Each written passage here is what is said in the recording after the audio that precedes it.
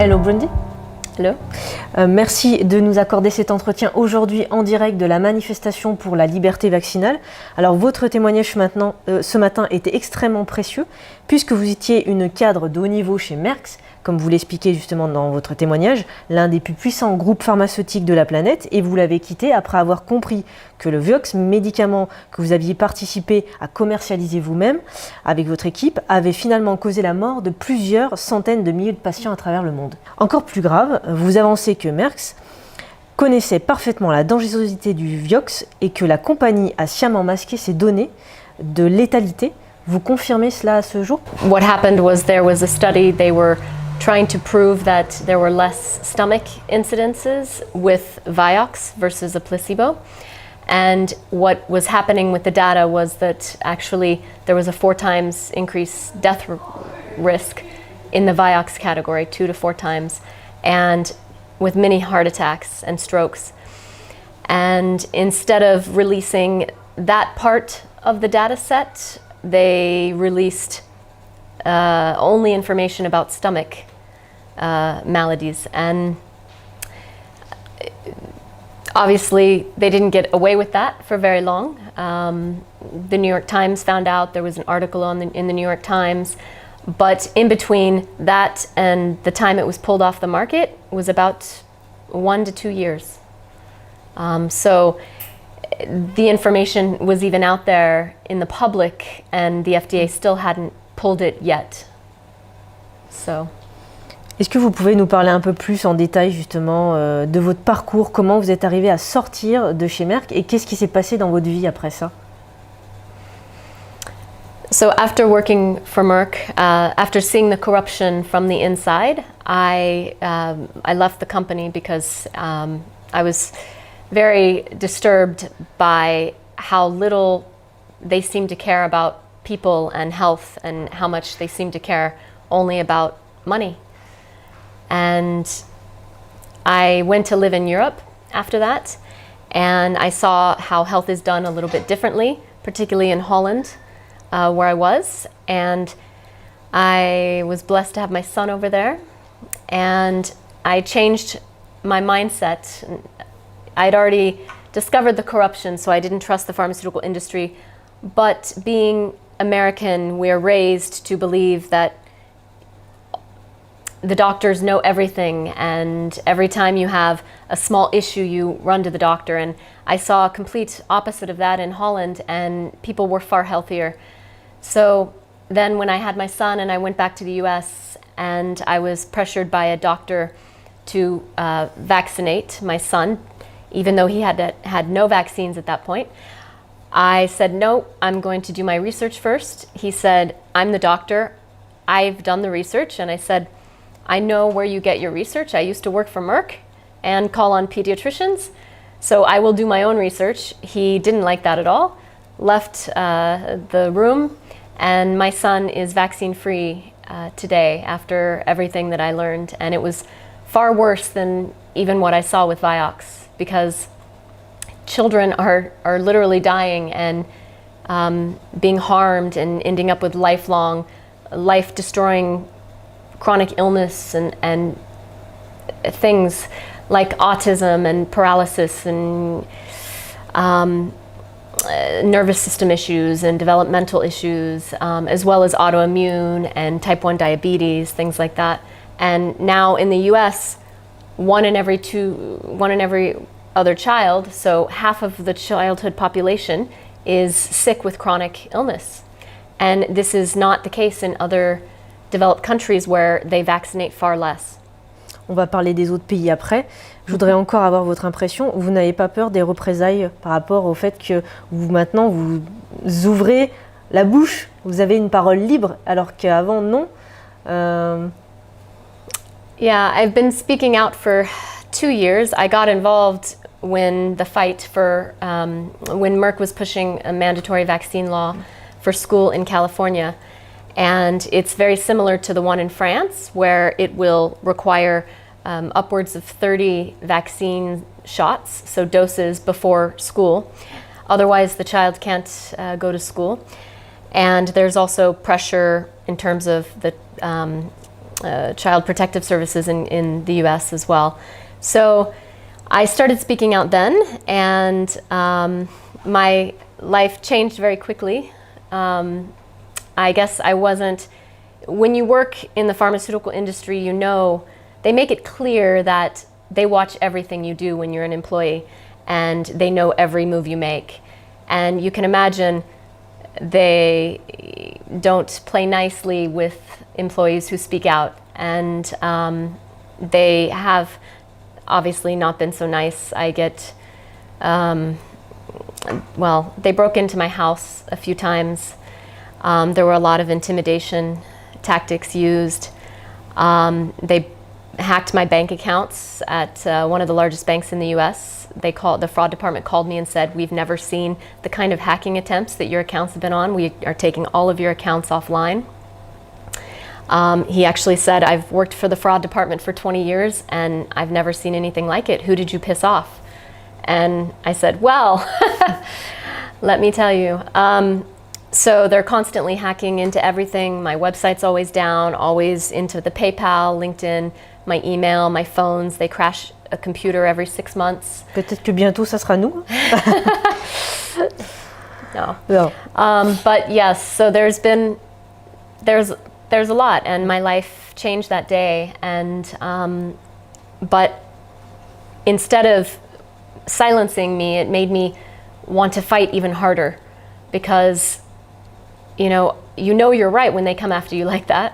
I know I'm right anyway, but it just spurred me to do what I'm doing, and I feel like it's my calling in life, so I won't stop and I won't be silenced. En tout cas, aujourd'hui, vous avez la parole libre. Vous nous dites que les vaccins sont moins testés que les médicaments avant leur mise sur le marché. Comment c'est possible? So a lot of the European countries are relying on data from the United States on vaccines, and a lot of the science coming out of the US is biased. A lot of the pharmaceutical companies are in the academic research and in the research institutions, and they're controlling what is released and how the studies are done and the data that's manipulated. But also with vaccines, they're not qualified as a pharmaceutical drug or a pharmaceutical treatment as such by the FDA, by the US government. They're classified as a biologique. So they do not undergo the same level of testing as pharmaceutical drugs. They undergo far less. And when I was at Merck, we were always taught that the gold standard for pharmaceutical drug testing was a placebo-based, double-blind, placebo-based long-term study. And vaccines do not have to be subjected to that. So there are no placebos in vaccine trials. So if you are studying just one vaccine against another vaccine, but they both contain the same toxic chemicals and they're causing the same amount of health damage, it doesn't mean they're safe, because there's just as much health damage in both groups. And so without a real placebo, you can't determine safety, and the pharmaceutical companies can get away with saying things are safe when they're clearly not, because if you actually read the product insert in the vaccine boxes, which the doctors never show you, it lists all of the health issues that we're seeing throughout the US and throughout the world, but in the US more. It listed in black and white on the insert that this has been reported frequently enough to be on the insert as a side effect of the vaccinations. Par rapport aux États-Unis, Trump avait promis une enquête fédérale justement entre le lien supposé entre autisme régressif et vaccination justement précoce par le ROR. Qu'est-ce qu'il en est aujourd'hui? My personal opinion on that is that Trump has realized that there is damage, including autism, from vaccines, and he's seen it directly. And he had very good intentions with bringing that up and making that, exposing that to the public. But I think when he got into office, things were not quite as he expected. And the pressure was probably a lot more intense than he was used to and than he expected. And things have gone a bit silent since then, and it's very disappointing. I'm not completely surprised. The powers that are running the country and the industry are very powerful. Donc les États-Unis se débattent avec une controverse scientifique qui fait rage, la pertinence d'une vaccination anti-varicelle. La France est provisoirement épargnée. Qu'est-ce que vous en pensez? So chickenpox is one of the vaccines on the schedule in the US, and most children are vaccinated against the chickenpox. Most of Europe and most of the rest of the world considers chickenpox very benign, and it is. In fact, I had it myself, and everyone I know my age had it. And, sometimes we need these childhood diseases to stimulate our immune system and keep it going, like gas in a car. And we need these exposures to be able to fight bigger things that come along later in life. And when there's a place for them. But it's a profitable vaccine. And when there's money to be made, pharmaceutical companies don't prioritize health, they prioritize profit. So it is a recommended and now a mandated vaccine in California. It's a great example of how, there are many populations in the world that aren't vaccinated against it at all, and it's not a problem. But when you have a product to sell, then you create fear around that disease so that you can sell the vaccine. And that's exactly what has been happening in the US. And now people 10, 20 years younger than I am fear chickenpox when everybody had it when I was younger, and we had chickenpox parties, and it was a good thing to get, right? Because it keeps your immune system going. It means you're healthy. It's, and now they've turned that into fear so that they can sell the vaccine. Qu'est-ce que vous pensez justement du futur? C'est quoi votre position? Quel est votre avis là-dessus? Pessimiste? We have lost some battles recently, like within Italy and California. But what I see is more and more people waking up every day. And pharmaceutical companies and the governments are really cracking down and trying to mandate vaccines because they see this group of people who is starting to realize that we've all been lied to, and that vaccines are never saved us historically, and they don't create immunity, and they actually cause health damage, which creates pharmaceutical customers. So there are a lot of people waking up to this. And unfortunately, because the pharmaceutical companies have had their plans in place for quite a while, I do think it may get a bit darker before it gets lighter. But there are more and more and more people waking up every day, and more people speaking out, like you being brave enough to cover this subject. And eventually we will reach a tipping point where more people know to question vaccines than just follow blindly.